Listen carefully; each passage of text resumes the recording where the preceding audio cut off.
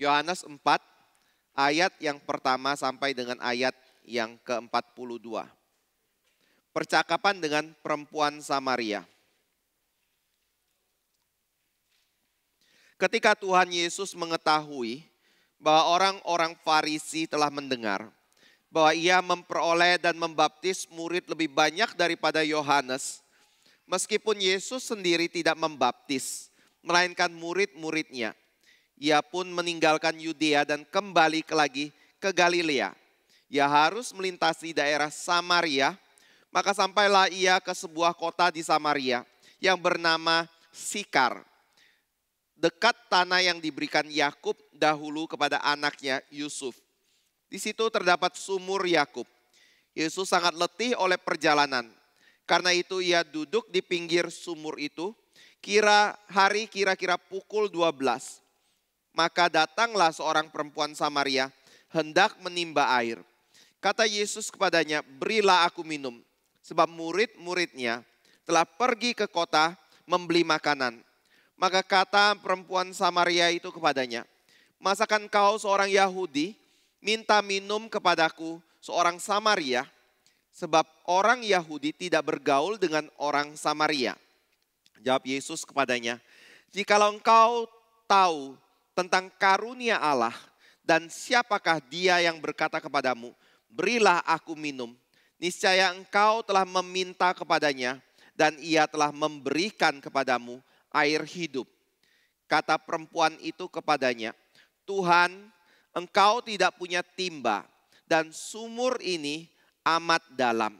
Dari manakah engkau memperoleh air hidup itu? Adakah engkau lebih besar daripada bapa kami Yakub yang memberikan sumur ini kepada kami dan yang telah minum sendiri dari dalamnya, ia serta anak-anaknya dan ternaknya?" Jawab Yesus kepadanya, "Barang siapa minum air ini, ia akan haus lagi. Tetapi barang siapa minum air yang akan kuberikan kepadanya, ia tidak akan haus untuk selama-lamanya. Sebaliknya, air yang akan kuberikan kepadanya akan menjadi mata air di dalam dirinya yang terus-menerus memancar sampai kepada hidup yang kekal." Kata perempuan itu kepadanya, "Tuhan, berikanlah aku air itu, supaya aku tidak haus dan tidak usah datang lagi ke sini untuk menimba air." Kata Yesus kepadanya, "Pergilah, panggillah suamimu dan datang ke sini." Kata perempuan itu, "Aku tidak mempunyai suami." Kata Yesus kepadanya, "Tepat katamu bahwa engkau tidak mempunyai suami. Sebab engkau sudah mempunyai 5 suami dan yang ada sekarang padamu bukanlah suamimu. Dalam hal ini engkau berkata benar." Kata perempuan itu kepadanya, "Tuhan, nyata sekarang padaku bahwa engkau seorang nabi. Nenek moyang kami menyembah di atas gunung ini. Tetapi kamu katakan bahwa Yerusalemlah tempat orang menyembah." Kata Yesus kepadanya, "Percayalah kepadaku, hai perempuan, saatnya akan tiba bahwa kamu akan menyembah Bapa, bukan di gunung ini dan bukan juga di Yerusalem. Kamu menyembah apa yang tidak kamu kenal. Kami menyembah apa yang kami kenal. Sebab keselamatan datang dari bangsa Yahudi. Tetapi saatnya akan datang dan sudah tiba sekarang bahwa penyembah benar akan menyembah Bapa dalam roh dan kebenaran. Sebab Bapa menghendaki penyembah demikian. Allah itu roh, dan barang siapa menyembah Dia harus menyembahnya dalam roh dan kebenaran." Jawab perempuan itu kepadanya, "Aku tahu bahwa Mesias akan datang, yang disebut juga Kristus. Apabila ia datang, ia akan memberikan segala sesuatu kepada kami." Kata Yesus kepadanya, "Akulah Dia yang sedang berkata-kata dengan engkau." Pada waktu itu datanglah murid-muridnya dan mereka heran bahwa ia sedang bercakap-cakap dengan seorang perempuan. Tetapi tidak seorang pun yang berkata, "Apa yang engkau kehendaki?" atau "Apa yang engkau percakapan dengan dia?"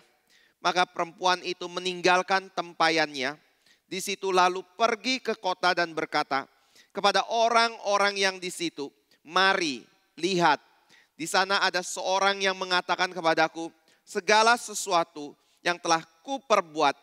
Mungkinkah dia Kristus itu?" Maka mereka pun pergi keluar kota, lalu datang kepada Yesus. Sementara itu murid-muridnya mengajak dia. Tanya, "Rabi, makanlah." Akan tetapi ia berkata kepada mereka, "Padaku ada makanan yang tidak kamu kenal." Maka murid-murid itu berkata seorang kepada yang lain, "Adakah orang yang telah membawa sesuatu kepadanya untuk dimakan?" Kata Yesus kepada mereka, "Makananku ialah melakukan kehendak Dia yang mengutus aku dan menyelesaikan pekerjaannya. Bukankah kamu mengatakan 4 bulan lagi tibalah musim menuai? Tetapi aku berkata kepadamu, lihatlah sekelilingmu dan pandanglah ladang-ladang yang sudah menguning dan matang untuk dituai. Sekarang juga penuai telah menerima upahnya, dan ia mengumpulkan buah untuk hidup yang kekal. Sehingga penabur dan penuai sama-sama bersuka cita. Sebab dalam hal ini benarlah peribahasa, yang seorang menabur dan yang lain menuai. Aku mengutus kamu untuk menuai apa yang tidak kamu usahakan. Orang-orang lain berusaha dan kamu datang memetik hasil usaha mereka. Dan banyak orang Samaria dari kota itu telah menjadi percaya kepadanya. Karena perkataan perempuan itu yang bersaksi. Ia mengatakan kepadaku segala sesuatu yang telah kuperbuat. Ketika orang-orang Samaria itu sampai kepada Yesus, mereka meminta kepadanya supaya ia tinggal pada mereka. Dan ia pun tinggal di situ 2 hari lamanya. Dan lebih banyak lagi orang yang menjadi percaya karena perkataannya, dan mereka berkata kepada perempuan itu, "Kami percaya, tetapi bukan lagi karena apa yang kau katakan. Sebab kami sendiri telah mendengar dia dan kami tahu bahwa dialah benar-benar juru selamat dunia." Bapak Ibu Saudara yang kasih Tuhan, pada waktu kita membaca Injil Yohanes, maka kita harus membacanya dari satu kacamata, yaitu Yohanes 20 ayat 30 dan 31. Yang berbunyi seperti berikut. Memang masih banyak tanda lain yang dibuat Yesus di depan mata murid-muridnya yang tidak tercatat dalam kitab ini. Tetapi semua yang tercantum di sini telah dicatat supaya kamu percaya bahwa Yesuslah Mesias Anak Allah, dan supaya kamu oleh imanmu memperoleh hidup dalam namanya. Jadi pada waktu kita membaca Injil Yohanes, ada 2 pengertian yang kita ingin, atau Yohanes ingin kita mengerti. Yaitu pertama adalah Yohanes ingin memberitakan dan menyatakan kalau Yesus adalah Allah, atau Yesus adalah anak Allah, dan dia adalah satu-satunya juru selamat bagi manusia yang berdosa yang kita bisa terima melalui iman di dalam Yesus Kristus. Jadi pada waktu kita membaca Yohanes pasal 4, kita juga harus dengan kacamata seperti ini. Percakapan yang terjadi antara Yesus dengan perempuan Samaria, itu adalah satu percakapan yang bertujuan untuk membuka pikiran dari perempuan Samaria ini. Untuk mengenal siapa pribadi yang sedang berbicara di hadapan diri dia. Yaitu Yesus Kristus. Bukan hanya Yesus, bukan hanya Nabi yang diutus oleh Tuhan untuk berbicara kepada dirinya. Tapi dia adalah anak Allah. Dia adalah Allah itu. Dia adalah Mesias yang dijanjikan Allah melalui para nabi di dalam perjanjian lama. Datang untuk menyelamatkan hidup manusia. Jadi pada waktu kita membaca Yohanes pasal 4. Percakapan Yesus dengan perempuan Samaria. Di sini kita bisa mempelajari satu hal. Yaitu berkaitan dengan bagaimana Tuhan Yesus menghadapi seorang perempuan yang diwakili oleh seorang perempuan yang bukan umat Allah, yang belum percaya kepada Kristus, yang tidak memiliki firman Tuhan yang utuh di dalam perjanjian lama, dan juga seorang yang dipandang sebagai orang yang berdosa. Ini berbeda sekali dengan apa yang terjadi di dalam pasal sebelumnya. Di di mana Yesus Kristus bertemu dengan Nikodemus lalu berbicara dengan Nikodemus. Siapa Nikodemus? Dia adalah seorang Farisi. Dia adalah anggota dari Sanhedrin. Dia bukan seorang yang tidak mengerti firman. Dia adalah gurunya para guru dari orang-orang Yahudi. Dia adalah salah satu petinggi dan hakim atas orang-orang Yahudi. Itu sebabnya pada waktu Yesus berbicara dengan Nikodemus, ada hal yang berbeda yang diangkat di situ. Begitu juga pada waktu Yesus berbicara dengan perempuan Samaria, ada hal yang kita bisa pelajari bagaimana Yesus mendekati seorang yang berdosa, yang tidak mempedulikan ibadah seperti yang dipedulikan oleh Nikodemus atau orang-orang Yahudi yang ada di Yerusalem atau di dalam tanah Yudea. Nah, kenapa kita membahas hal ini? Perempuan Samaria bukankah sesuatu pembahasan yang sering diangkat? Khususnya dalam menyoroti kalau kita mau menyembah Allah, kita harus menyembah Allah di dalam roh dan di dalam kebenaran. Apa yang dimaksudkan di situ? Bapak Ibu Saudara yang kasih Tuhan, pada kesempatan ini ketika kita membahas bagian ini, kita nggak akan menyoroti aspek itu secara keseluruhan. Tetapi saya mau mengajak kita melihat bagaimana Yesus mendekati perempuan Samaria ini. Bagaimana Yesus mendekati seorang yang berdosa. Bagaimana Yesus mendekati seorang yang tidak mengenal siapa diri dia. Yang belum pernah mendengarkan Injil. Yang tidak memiliki firman. Kalau sebenarnya saya bicara tidak memiliki firman, sepertinya kurang tepat. Karena mereka memiliki 5 kitab Musa. Tetapi 5 kitab Musa itu kemudian digabungkan dengan ajaran yang ada di dalam budaya sana, dalam kepercayaan orang-orang lokal Samaria yang sebenarnya merupakan campuran dari orang Yahudi dengan orang bukan Yahudi. Sehingga pada waktu mereka beribadah, di situ ada terjadi kesalahan di dalam ibadah kepada Tuhan, walaupun mereka sedikit mengerti ada Mesias yang akan Tuhan kirim untuk menebus dosa manusia. Tetapi Bapak Ibu Saudara yang kasih Tuhan, mereka adalah siapa? Orang yang dianggap Tuhan belum percaya kepada Tuhan. Kenapa saya bisa berkata seperti ini? Karena kalau kita berkata siapa orang yang beribadah kepada Tuhan di zaman kita dan di dalam konteks negara kita, kita sering kali berkata bahwa di dalam dunia ini banyak orang yang beribadah kepada Tuhan.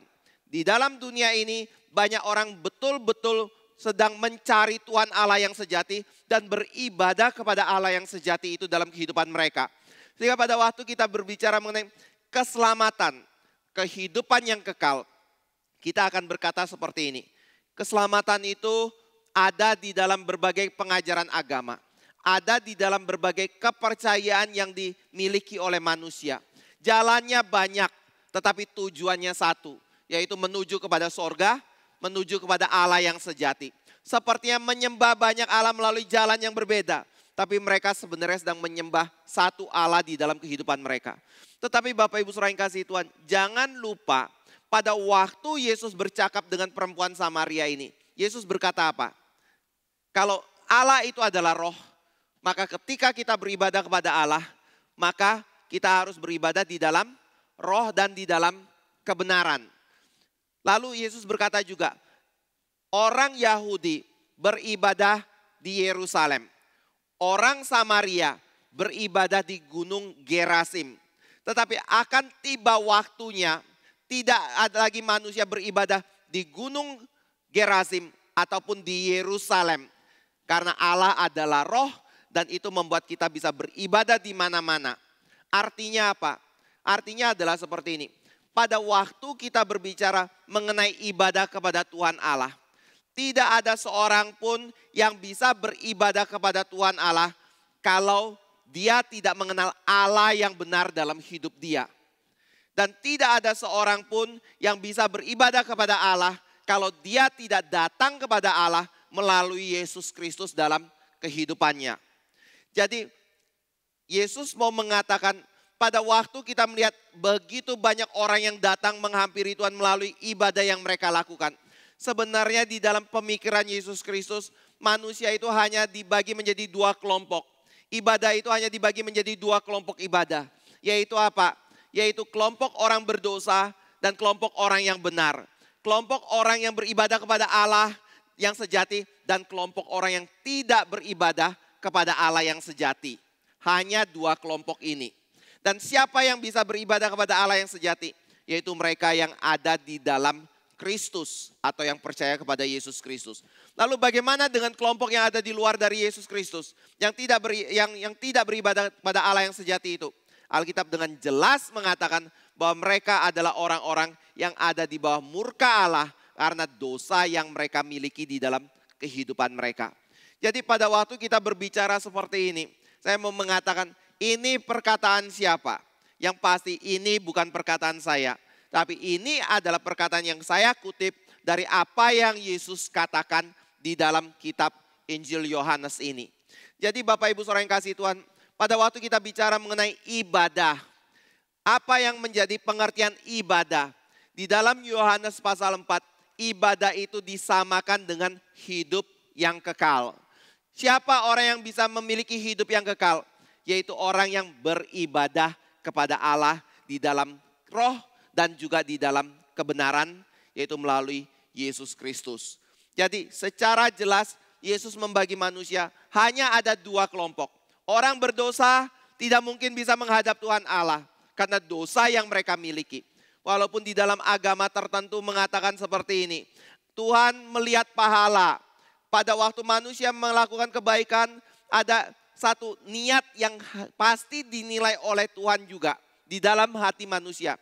Tetapi walaupun dia melakukan niat yang sepertinya buruk, tapi kalau hal itu merupakan satu kebaikan, Tuhan akan memisahkan antara kebaikan yang dilakukan sebagai satu pahala dan niat yang buruk itu menjadi sesuatu yang diperhitungkan sebagai dosa. Bapak Ibu Saudara yang kasih Tuhan, Alkitab berbeda sekali. Ketika Alkitab berbicara mengenai perbuatan baik tidak bisa dilepaskan dari niat. Pada waktu seseorang melakukan kebaikan, tapi kebaikan yang dilakukan itu dengan niat yang salah, maka kebaikan itu bukan kebaikan. Ada standar yang lebih tinggi dari Tuhan yang dituntut dari manusia yang berdosa. Itu sebabnya dalam Perjanjian Lama ada kalimat perbuatan baik manusia itu sebaik apapun itu ada dosanya, ada cacatnya, ada kotornya. Dan pada waktu Tuhan melihat itu, apakah itu baik? Dan pada waktu manusia melihat itu, apakah itu baik? Manusia akan berkata, itu baik. Tetapi Tuhan berkata, kebaikan itu belum mencapai standar yang Tuhan tetapkan. Dan bagi Tuhan itu bukan satu kebaikan. Jadi manusia berdosa ada di dalam dosa. Manusia berdosa sepertinya beribadah dan melakukan kebaikan. Tapi bagi Tuhan hal itu tidak cukup untuk membuat dirinya benar di hadapan Allah. Dan pada waktu mereka beribadah kepada Allah, Tuhan berkata, kamu beribadah kepada siapa? Apakah engkau beribadah melalui Yesus Kristus? Kalau tidak, maka Tuhan berkata ibadahnya bukan ditujukan kepada Allah yang sejati. Hanya mereka yang memiliki kebenaran di dalam Kristus, itu adalah yang beribadah dan betul-betul sedang menyembah Allah yang sejati dalam kehidupan mereka. Nah Bapak Ibu Saudara yang kasih Tuhan, ini yang ingin Yesus sampaikan kepada perempuan Samaria ini. Dan pada waktu Yesus ingin menyampaikan kepada perempuan Samaria ini, di sini dikatakan bahwa Yesus pergi dari Yerusalem, Yudea menuju ke utara melalui jalan menuju Samaria. Nah kita akan melihat satu persatu dalam pembahasan ini ya. Ini sangat menarik sekali. Saya minta ditampilkan gambar peta yang saya sudah... Bapak Ibu bisa lihat peta ini ya, nggak tahu jelas nggak ya. Di peta ini yang zoom out dulu. Ada warna biru. Warna biru ini adalah Sungai Yordan. Di sini adalah Laut Mati. Di sana adalah Danau Galilea. Lalu di sini adalah Yerusalem, wilayah dari Yudea. Di tengah-tengah ini adalah wilayah Samaria. Di atas adalah wilayah Galilea, Kapernaum dan yang lainnya seperti itu. Nah, di dalam kehidupan dari orang-orang Yahudi, orang Yahudi itu tinggal di dua wilayah, yaitu di daerah Yudea dan di daerah Galilea di atas. Yang di tengah ini adalah wilayah dari Samaria yang tadi saya katakan. Nah, apa yang membedakan? Pertama adalah karena sebelumnya pada waktu di zaman Salomo mati, kerajaan dari orang-orang Israel itu terpecah menjadi dua. yang dua suku yaitu Benyamin dan Yehuda itu menempati wilayah Yudea bagian bawah. Dan mereka akhirnya disebut sebagai orang Yahudi. Sedangkan yang 10 suku itu menempati wilayah Samaria. Kenapa disebut Samaria? Karena itu menggampangkan karena ibu kota dari Israel Utara disebut dengan Samaria. Dan selain dari Samaria ini, orang-orang Yahudi juga ada menempati di wilayah Galilea di atas. Nah, pada waktu kita berbicara mengenai 3 tempat ini, maka hal berikutnya kita bisa lihat adalah bagaimana cara orang dari wilayah Yudea atau wilayah Galilea itu menempuh perjalanan dari atas ke bawah atau dari bawah ke atas. Nah, menurut rute yang ada, itu ada 3 jalur. Pertama adalah jalur yang terdekat, kira-kira 3 hari perjalanan, yaitu dari Galilea menuju kepada Tirza, Sikem atau Sikar, Siloh, Betel, lalu ke Yerusalem. Wilayah kedua yang lebih dekat tapi agak jauh, kalau ini 3 hari, ini 5 hari perjalanan, mereka akan menempuh dari Yerusalem ke Yeriko, nyebrang sungai Yordan, naik ke Sukot Pela, lalu kemudian ke Gunung Tabor, lalu ke daerah Galilea. Nah, wilayah yang lebih jauh adalah mereka akan turun ke bawah, lalu ke Megiddo, ke Apek, ke Lot, Emmaus, lalu baru menuju ke wilayah Yudea. Ini wilayah pesisir pantai ya. Ini wilayah menyeberangi sungai Yordan seperti itu. Dan waktunya lebih lama lagi. Jadi pada waktu kita berbicara mengenai perjalanan Yesus Kristus menuju kepada Galilea, sebenarnya apa yang menjadi dasar Yesus memilih jalur yang tengah itu? Apakah karena waktunya lebih singkat, waktunya lebih cepat? Mungkin kita bisa berkata ada faktor itu. Tetapi kalau kita lihat tradisi dari Alkitab sendiri atau orang-orang Yahudi, misalnya kalau Bapak Ibu baca dari ayat yang ke-9 tadi, sebab orang Yahudi tidak bergaul dengan orang Samaria, maka kita bisa mengerti bahwa antara Samaria dengan Yahudi ada perselisihan. Dan perselisihan ini dikarenakan apa? Ada banyak faktor, mulai dari kerajaan-kerajaan Yerobeam memberontak melawan Rehabiam, anak dari Salomo, yang membuat dua kerajaan itu tidak pernah berdamai atau kadang-kadang bisa berdamai, tetapi kebanyakan saling berperang satu dengan yang lain. Lalu selain dari peristiwa itu adalah pada waktu orang-orang Israel mengalami pembuangan, maka di wilayah Israel Utara terjadi peristiwa di mana kerajaan Asyur yang menaklukkan wilayah utara itu memasukkan orang-orang asing dan memindahkan orang Israel Utara menuju kepada bagian lain. Nah, sisa dari orang-orang yang tinggal di sana, dan mungkin ada sebagian dari orang Israel yang pulang ke kampungnya setelah pasca pembuangan, itu menikah dengan orang-orang asing yang tinggal di wilayah Samaria. Sehingga keturunan dari orang Yahudi di Samaria itu tidak murni lagi. Sedangkan orang Yahudi yang di wilayah selatan, itu adalah orang-orang yang masih menjaga keturunan mereka dengan baik. Karena pada waktu Babel menaklukkan kerajaan Israel Selatan, Babel membawa orang-orang yang pergi ke dalam pembuangan di Babel. Tetapi tanah itu kosong, tidak ditempati oleh siapapun. Ya, ketika orang Yahudi dipulangkan kembali ke Yudea, maka mereka bisa tinggal di situ dan membangun bait Allah, membangun tembok, membangun kota itu kembali. Bapak Ibu bisa membaca sejarah ini di dalam kitab Esra, di dalam kitab Nehemia, di dalam kitab Daniel, di dalam kitab Esther. Itu ada cerita-cerita mengenai ini yang secara jelas dinyatakan di situ. Nah, di dalam peristiwa mereka kembali ke tanah perjanjian itu, maka pada waktu orang-orang Yahudi ingin membangun bait Allah, ingin membangun tembok dari kota itu kembali, maka terjadi pertentangan. Nah, pertentangannya itu bukan hanya dari orang-orang yang bukan orang Yahudi, tapi juga dari orang Samaria. Nah, ini membuat mereka itu sangat benci sekali dengan orang-orang Samaria. Selain dari mereka dulu kerajaannya terpecah, terjadi kawin campur di situ. Terjadi penolakan dan perlawanan, penghambatan yang dilakukan oleh orang Samaria bagi orang Yahudi untuk membangun kota mereka. Orang Samaria juga terlibat di dalam penyembahan berhala. Itu sebabnya pada waktu orang Yahudi misalnya dari selatan ingin ke utara atau dari utara ingin ke selatan. walaupun mereka tahu bahwa jalur tercepat itu adalah lewat tengah, lewat Samaria, jalur yang putih itu, mereka lebih memilih dua jalan yang lain. Pertama adalah menempuh jalan yang merah, menyeberangi sungai Yordan, naik ke atas, nyebrang kembali, baru menuju ke Galilea, atau menempuh jalan pesisir Mediterania yang samping kiri itu menuju ke atas. Supaya mereka tidak bergaul dengan orang Samaria, supaya mereka mungkin tidak dipersulit oleh orang-orang Samaria, tetapi di balik itu ada kebencian yang mereka simpan terhadap orang Samaria. Nah, pada waktu Yesus ingin pergi ke atas, apa yang dia lakukan? Nah, di sini menarik, Yesus lewat jalan tengah. Yesus melewati kota Samaria, yaitu menuju kepada Sikem di sana, atau di dalam Yohanes 4 disebut Sikar. Bapak Ibu saudara yang kasih Tuhan, apa yang membuat Yesus memutuskan ini? Mungkin kita bisa berkata, oh itu adalah jalur yang terdekat.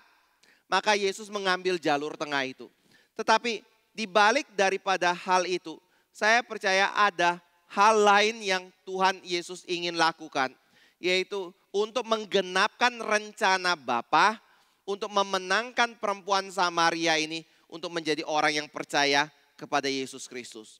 Itu sebabnya pada waktu Yesus menuju ke atas itu, di dalam ayat 4 itu ada kalimat seperti ini.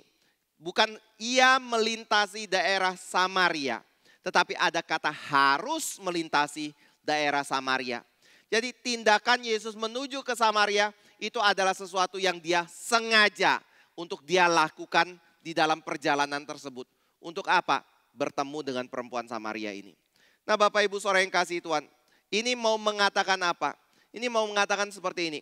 Saya mau ambil dari perspektif bagaimana Yesus menginjili orang ya Samaria ya, atau orang yang belum percaya.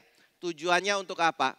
Sebenarnya bulan Februari kita jadikan sebagai bulan penginjilan. Jadi pada waktu kita membahas khotbah di bulan Februari ini, tema-temanya berkaitan dengan penginjilan, bagaimana prinsip penginjilan, siapa itu Kristus dan yang lain-lain. Supaya kita boleh diperlengkapi, boleh dibekali untuk bagaimana bersaksi bagi nama Yesus Kristus. Dan bukankah kita juga punya target 350 ya. Jadi dengan begitu kita masing-masing boleh mengerti bagaimana berbicara dengan orang dan bagaimana membawa mereka untuk mengenal Yesus Kristus dan juga keluarga kita. Jadi pada waktu Yesus pergi ke sana, harus melewati Samaria. Maksudnya apa? Maksudnya begini, Bapak Ibu saudara yang kasih Tuhan, Alkitab mengajarkan orang berdosa tidak mungkin mencari Allah. Orang berdosa tidak mau mengenal Allah yang sejati. Orang berdosa pasti tidak terbuka dan mengeraskan hati untuk datang dan bertanya kepada diri kita, tolong kasih tahu saya, kenapa engkau menjadi orang Kristen? Apa pentingnya jadi orang Kristen? Apa kelebihannya menjadi orang Kristen? Siapa itu Yesus Kristus? Saya mau tanya, di antara kita yang hadir sini, berapa orang yang sering kali dihampiri oleh orang yang di luar Kristen untuk bertanya, saya pengen tahu iman Kristen? Gak ada kan? Hampir tidak ada. Karena Alkitab sudah bicara dengan jelas sekali. Pada waktu di dalam Roma 3, gak ada seorang pun ingin mencari Allah yang sejati dalam kehidupan mereka. Saya waktu berapa hari yang lalu menginjili satu orang. Lalu ketika saya menginjili satu orang, saya bertanya kepada diri dia, begini saja, saya kasih Alkitab ya. Nanti engkau bisa baca sendiri yang saya ngomong itu kebenaran atau tidak. Gak usah bawa pulang, tinggalkan saja di tempat ini, engkau boleh baca ketika datang engkau baca Alkitab itu. Lalu yang dia ngomong apa? Dia cuma ngomong kayak gini, gak usah. Saya nggak perlu Alkitab. Saya sudah punya agama saya, sudah punya kepercayaan saya. Jadi Bapak nggak usah kasih saya Alkitab untuk saya baca. Lagi pula saya masih banyak buku yang saya perlu baca. Bapak Ibu saudara yang kasih Tuhan, kenapa setelah orang ini mendengar tentang Injil, saya waktu itu bagi tentang Injil, dia tetap berkata tidak untuk datang atau mengerti. padahal saya tidak memaksa dia untuk percaya kepada Kristus. Saya juga tidak mendesak dia untuk supaya mengakui bahwa apa yang dia percaya sebagai satu kesalahan dan Kristen adalah benar seperti itu. Yang saya cuma mau ajak dia adalah coba buka pikiran. Waktu itu saya tanya, mungkin tidak yang engkau warisi selama ini itu salah? Dia bilang tidak mungkin. Loh, kok tidak mungkin? Tahu dari mana? Ya saya tahu. Padahal dia tidak pernah baca tentang iman Kristen. Dia tidak pernah baca kitab suci orang Kristen. Dia tidak pernah baca iman dari Buddha. Dia tidak pernah baca dari pengajaran Hindu. Bagaimana dia bisa begitu yakin? Karena dia merasa dia yang terakhir. Bapak Ibu saudara yang kasih Tuhan. Pada waktu kita berbicara Injil, umumnya orang akan menolak. Bukan kalau dia menolak, mungkinkah dia datang ingin mencari tahu. Saya percaya kalau dia sampai mau datang mencari tahu, karena Tuhan sudah gerakan sesuatu di dalam hatinya seperti kepada Nikodemus. Tetapi umumnya kalau manusia tidak pernah digerakkan oleh Tuhan, dia nggak akan datang. Dia tidak akan mencari Tuhan. Dia nggak akan ingin tahu akan kebenaran. Yang dia pikir adalah dia sudah cukup dengan apa yang dia miliki. Itu sebabnya pada waktu kita berbicara mengenai Yesus yang pergi ke Samaria dan ada kata harus di situ, kita harus punya pikiran seperti ini. Orang berdosa membutuhkan Injil. Kalau mereka membutuhkan Injil, apakah mereka akan datang sendiri? Tidak. Kalau begitu bagaimana mereka bisa mendengarkan Injil Tuhan? Itu tanggung jawab orang Kristen. Itu adalah tanggung jawab dari kita yang telah mendengar Injil untuk pergi ke sana, menemui orang-orang tersebut untuk membagikan kisah Kristus dalam kehidupan mereka. Saya bersyukur sekali di dalam OSG yang dipimpin oleh Pak Yan kemarin. Pak Yan punya hati yang sangat ingin sekali untuk orang mendengarkan Injil Tuhan. Lalu apa yang dilakukan? Pak Yan ngomong sama saya, dia bahkan telepon, Pak gimana kalau kita kumpulkan orang-orang yang banyak? Mereka siapa? Backgroundnya beda-beda. Ada yang Kristen, ada yang belum Kristen. Dan kita kabarkan Injil di situ. Temanya apa? Yesus Juru Selamat, Allah Tritunggal. Saya ngomong besar sekali temanya. Gimana mau bahas dua tema ini dalam 1 jam kayak gitu. Ya udahlah nggak apa-apa, kita coba aja. Akhirnya dipanggil. Tapi saya pengen tanya kayak gini. Pada waktu kita mendengar Allah Tritunggal, Yesus Juru Selamat, Bapak Ibu sudah tahu belum? Yang orang Kristen. Pasti sudah tahu kan? Kalau hal itu sudah diketahui, lalu ada kesempatan untuk mengundang orang yang belum mengerti itu untuk mendengar Injil. Pertanyaan saya, Bapak Ibu hadir di situ atau tidak? Paham nggak? Gereja kita punya kesempatan untuk menginjili, menyaksikan Kristus. Gereja kita ada orang yang punya satu kerinduan untuk membawa jiwa mengenal Kristus. Kita yang ada di dalam gereja ini, kita yang mengerti tentang jiwa penginjilan dan keharusan untuk menginjili. Dan melihat ada kesempatan untuk menginjili. Dan temanya adalah sesuatu yang mungkin sudah kita tahu. Pertanyaan adalah kita mau berbagian di situ atau tidak. Sayang sekali Bapak Ibu saudara yang kasih Tuhan, maafkan saya pakai kata negatif ya. Banyak dari kita ketika datang untuk belajar sesuatu, dalam pemikiran kita selalu seperti ini. Kalau saya tidak dapat sesuatu, saya nggak perlu hadir. Kalau saya sudah tahu, saya nggak perlu hadir. Padahal kehadiran kita sebenarnya itu bisa menjadi satu penguatan untuk mendukung penginjilan. Kehadiran kita bisa menjadi sesuatu yang membuat kita lebih terbuka untuk mengerti bagaimana approach orang yang belum percaya. Dan kehadiran kita mau menunjukkan keseriusan kita untuk melihat jiwa boleh dimenangkan bagi Kristus. Saya kira itu adalah hal yang kita perlu pikirkannya. Hal yang kita perlu perjuangkan di dalam hidup kita. Yesus ketika pergi ke Samaria, dikatakan di sini dia harus pergi ke Samaria. Karena apa? Dia ingin memenangkan satu orang. Tetapi pada waktu dia pergi harus menuju ke Samaria itu, ada hal kedua yang penting juga. Pada waktu dia pergi ke situ, dikatakan Yesus itu begitu lelah sekali ketika dia sampai di Samaria. Dan ketika dia begitu lelah sekali, dia suruh murid-muridnya pergi dari tempat itu, pencari makanan. Lalu dia duduk seorang diri di situ. Untuk apa? Menantikan seorang perempuan yang datang mengambil air di sumur itu. Nah, perempuan ini kenapa datang pada siang hari? Karena dikatakan dia kemungkinan adalah orang berdosa yang tidak ingin bertemu dengan perempuan-perempuan lain yang biasa mengambil air pada sore hari menjelang malam karena tidak panas saat itu. Tetapi kalau dia pergi siang hari, nggak ada perempuan, maka dia akan ada di dalam kondisi yang aman. Karena tidak ada orang yang mempertanyakan dia, tidak ada orang yang menggosipkan dia. Maka dia datang di hari itu. Tapi di sini dikatakan menariknya adalah Yesus menuju ke Samaria, dia harus, dan pada waktu itu dia lelah sekali. Lalu setelah dia dikatakan harus lelah, ada kalimat berikutnya. Ketika perempuan Samaria itu datang, maka dia membuka percakapan dengan perempuan Samaria ini. Nah, maksudnya bagaimana? Maksudnya adalah seperti ini. Pada waktu pertama kita lihat, siapa yang butuh Injil? Orang yang belum pernah mendengar Injil. Hal itu harus tidak? Harus. Kita harus pergi mencari itu. Tapi ada hal yang kedua. Yesus membuat diri dia terbuka untuk percakapan terjadi dengan perempuan Samaria ini. Bapak Ibu Saudara yang kasih Tuhan. Tadi saya ada kutip di dalam ayat yang ke-9. Dikatakan bahwa sebab orang Yahudi tidak bergaul dengan orang Samaria. Kalau orang Yahudi tidak bergaul dengan perempuan Samaria atau orang Samaria, pada waktu Yesus duduk di situ, dia melihat sumur itu, ada perempuan Samaria muncul. Dia dalam kondisi yang lelah dan kehausan di situ. Kira-kira dan murid-murid yang gak ada satu sama sekali bersama-sama dengan dia. Kira-kira dia akan menghampiri perempuan Samaria itu atau tidak?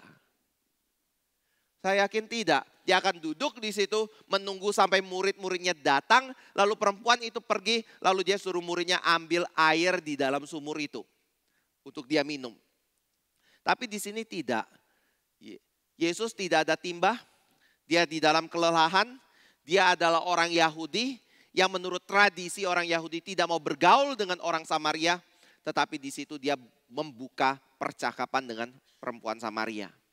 Artinya adalah dia bukan hanya mengerti perempuan itu harus mendengar Injil, tetapi dia juga merendahkan dirinya untuk membuka komunikasi dengan orang yang berdosa.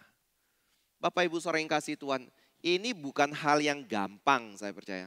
Ini adalah hal yang sulit sekali. Apalagi kalau kita merasa bahwa kita memiliki kebenaran. Kita merasa diri kita adalah orang yang benar. Kita merasa kita adalah umat Tuhan. Dan umat Tuhan tidak perlu bergaul dengan orang yang berdosa. Ditambah lagi satu kebenaran yang seringkali kita kutip untuk mendukung ketidaksetiaan kita dan ketidaktaatan kita dalam kehidupan kita kepada Tuhan. Yaitu apa? Bukankah keselamatan itu adalah anugerah Tuhan? Kalau itu adalah anugerah Tuhan, Tuhan bisa membuat orang itu percaya sendiri, bukan? Lagi pula keselamatan itu adalah di dalam kedaulatan Tuhan. Lalu kenapa saya harus datang kepada orang itu, harus merendahkan diri, harus membuat diri saya memungkinkan saya berkomunikasi dengan orang itu. Bapak Ibu Saudara yang kasih Tuhan, saya percaya itu bukan ajaran Alkitab. Saya kutip lagi ya. Di tengah-tengah kita ada Pak Iwan katanya sangat senang sekali membagikan Injil. Caranya bagaimana? Caranya adalah bahkan ketika dia ingin menginjili satu orang yang misalnya jual susu. Dia pokoknya pergi ke sana, dia beli susunya, lalu supaya dia bisa berkomunikasi dengan penjual susu itu. Ini juga kita lakukan di Jogja. Waktu kita ingin menginjili pribadi. Caranya bagaimana menemui orang? Kalau ada orang dagang, kita duduk di sana, kita beli dagangannya supaya kita bisa berbicara dengan dia. Jadi pada waktu Yesus Kristus pergi menemui Samaria. Kenapa dia pergi ke situ? Karena dia harus pergi. Lalu bagaimana supaya bisa berkomunikasi? Dia suruh murid-muridnya pergi semua. Dia nggak punya alat sama sekali. Lalu dia orang Yahudi. Bagaimana harusnya bersikap? Dia merendahkan dirinya. Dan ketika dia ada kesempatan itu, dia approach perempuan itu untuk berbicara kepada diri dia. Atau membuka percakapan dengan dia. Lalu di dalam percakapan yang dilakukan ini, apa yang Tuhan Yesus angkat di situ? Ada beberapa hal.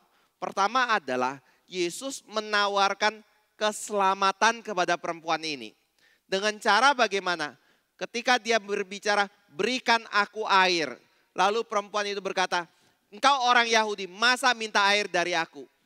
Engkau enggak punya timba? Enggak. Lalu Yesus berkata seperti ini, kalau engkau tahu siapa aku pasti akan bisa memberikan air yang hidup kepada engkau. Engkau tidak akan merasa haus lagi. Lalu perempuan itu bertanya, kok bisa? Engkau saja tidak punya gayung untuk mencedok air ini. Kok bisa memberikan saya air yang hidup sehingga saya tidak perlu merasa haus lagi. Dari situ Yesus sedang mengajak perempuan itu mengatakan, engkau memang orang berdosa. Atau engkau adalah orang Samaria, belum masuk ke dalam dosa ya. Tetapi saya mau memberitahu kamu, saya ingin memberi sesuatu yang berharga dalam hidupmu. Yaitu apa? Yaitu keselamatan.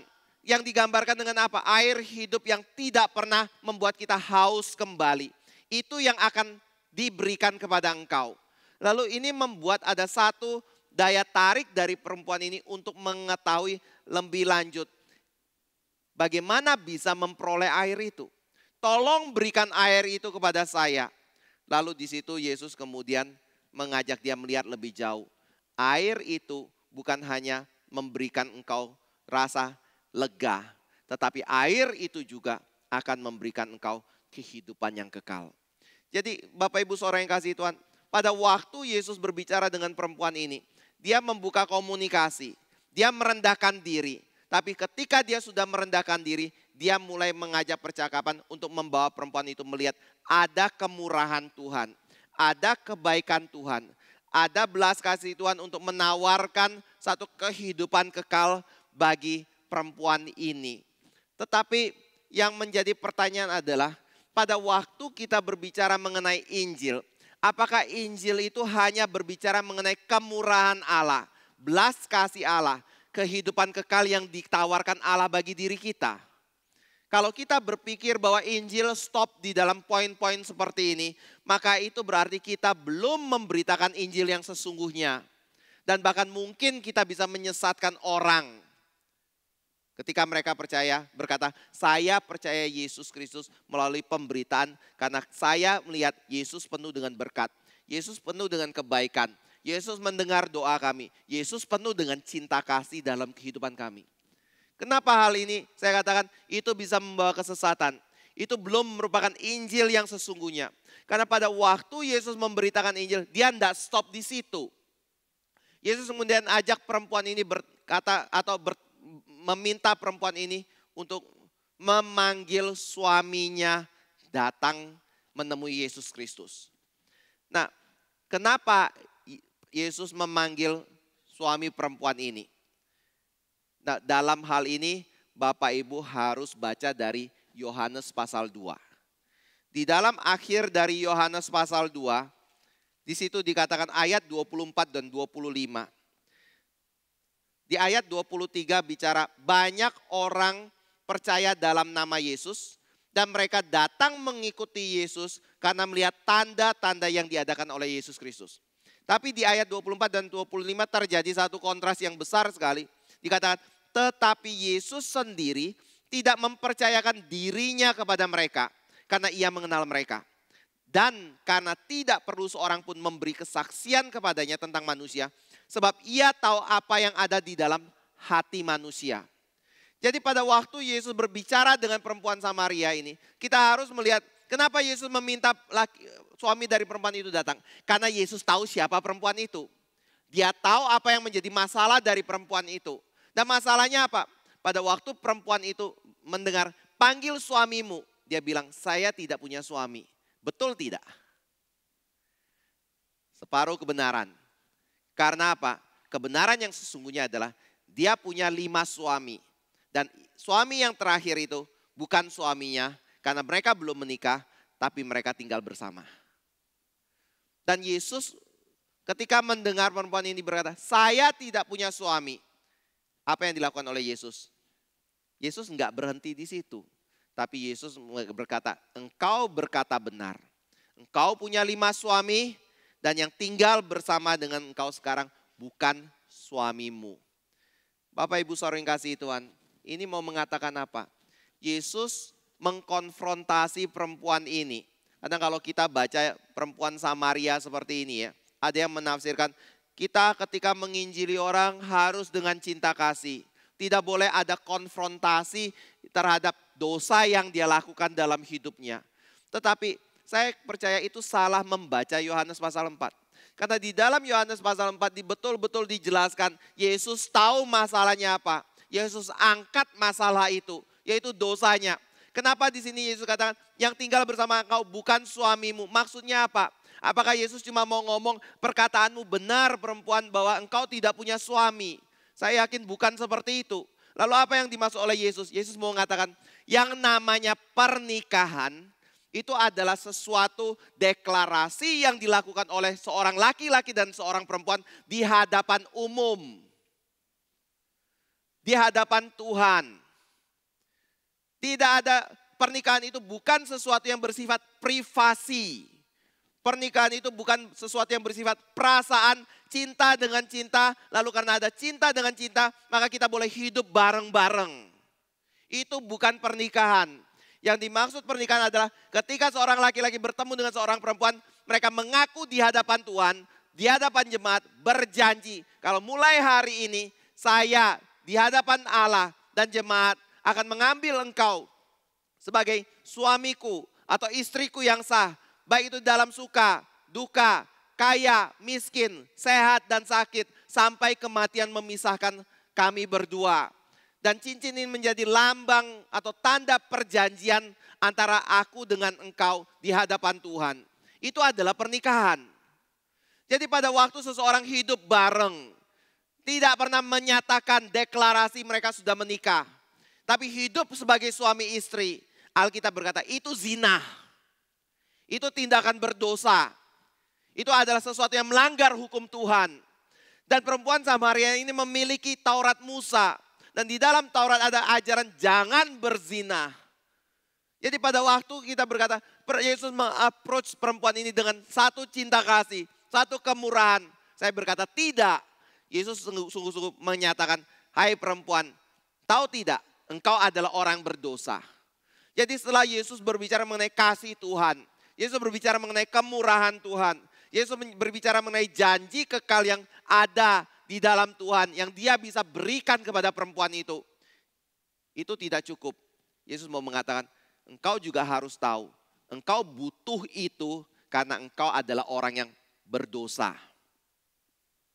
Bapak Ibu saudara yang kasih Tuhan. Tidak ada satu manusia yang tidak berdosa.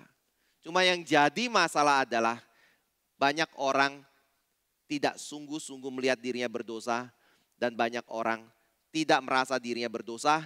Dan banyak orang tidak merasa bahwa dosanya itu sesuatu yang fatal bagi kehidupan mereka. Dia merasa masih ada kebaikan yang bisa dilakukan untuk menutupi semua dosanya. Tapi di sini Yesus berkata, orang berdosa butuh Kristus. Orang berdosa butuh janji hidup kekal. Orang berdosa perlu percaya kepada Yesus untuk memperoleh hidup yang kekal itu. Tapi stop di sini tidak. Tidak. Terakhir ya saya bahas. Ketika perempuan ini mulai menyadari ada hal yang berbeda dari orang yang berbicara dengan diri dia. Semula dimulai dari melihat dia orang Yahudi saja. Lalu kedua mulai melihat dia adalah seorang nabi. Nabi dalam pengertian apa? Karena dia bisa menunjukkan dosa dari perempuan ini. Tapi kemudian dia melihat lebih jauh lagi. Yaitu Yesus adalah juru selamat dunia. Dia adalah anak Allah. Dan Yesus sendiri mengaku dia adalah anak Allah. Allah itu di hadapan perempuan Samaria ini. Banyak orang ngomong, kapan Yesus mengaku dirinya Tuhan? Dirinya Allah. Di sini, dari mulut dia sendiri, dia berkata dia adalah Allah. Dia adalah anak Allah. Dia adalah Mesias itu. Dan dia adalah juru selamat manusia yang berdosa. Nah Bapak Ibu saudara yang kasih Tuhan. Apa yang dikatakan oleh Yesus kemudian setelah perempuan itu mengetahui dan melihat dosanya. Perempuan ini, Yesus berkata kepada dia, engkau tahu sekarang bahwa engkau berdosa. Betul. Kalau gitu, bagaimana saya bisa beribadah kepada Allah, kata perempuan ini. Jadi di situ dia mulai menyadari Yesus mengajak dia untuk melihat kepada Tuhan. Lalu perempuan ini bicara, kalau kami di Gerasim, Gerasim itu di mana? Itu adalah tempat di mana Bapa kami beribadah kepada Tuhan dulu. Siapa bapamu? Yakub. Lalu kalau orang Yahudi, mereka bukankah berkata, kalian beribadah di Yerusalem di bait Allah. Jadi mana yang benar? Kamikah yang beribadah di Gerasim? Atau orang Yahudi kah yang beribadah di bait Allah di Yerusalem? Nah di sini Yesus tidak berkata, oh dua-duanya benar. Oh kita semua mencari Tuhan Allah, enggak apa-apa. Engkau beribadah di Gerasim, kami beribadah di bait Allah di Yerusalem. Tapi Yesus dengan tegas berkata seperti ini. Keselamatan dan kebenaran itu datang dari siapa? Halo? Dari siapa? Dari orang, dibaca dong. Dari siapa? Dari orang Yahudi. Baca ayat 22. Kamu menyembah apa yang tidak kamu kenal. Kami menyembah apa yang kami kenal. Sebab keselamatan datang dari bangsa Yahudi. Nah kalimat ini jangan dimengerti kalau begitu kita harus jadi orang Yahudi. Karena orang Yahudi sendiri adalah orang yang ditolak oleh Tuhan. Karena walaupun mereka memiliki hukum Tuhan, mereka tidak mentaati Tuhan. Lalu maksud kalimat ini apa? Keselamatan datang dari bangsa Yahudi. Karena Tuhan mau mengerjakan keselamatan itu melalui bangsa Yahudi. Dengan cara memberikan firman-Nya melalui bangsa Yahudi. Mempercayakan firman-Nya melalui suku ini bukan suku yang lain.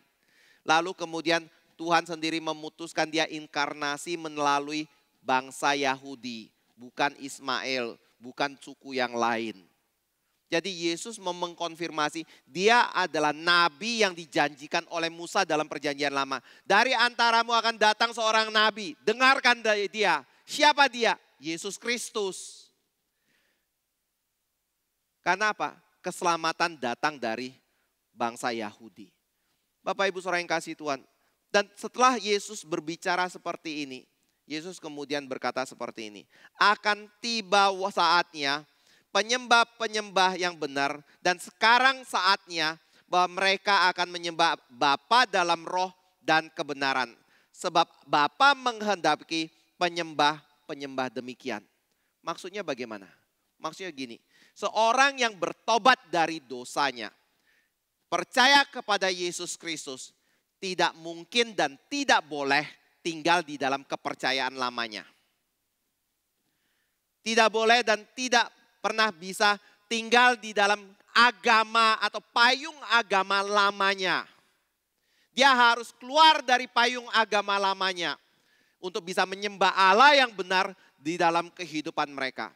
Dan hal ini dikonfirmasi sendiri oleh Tuhan ketika dia berkata akan tiba saatnya tidak lagi orang menyembah di Yerusalem ataupun di Gerasim dengan cara gimana.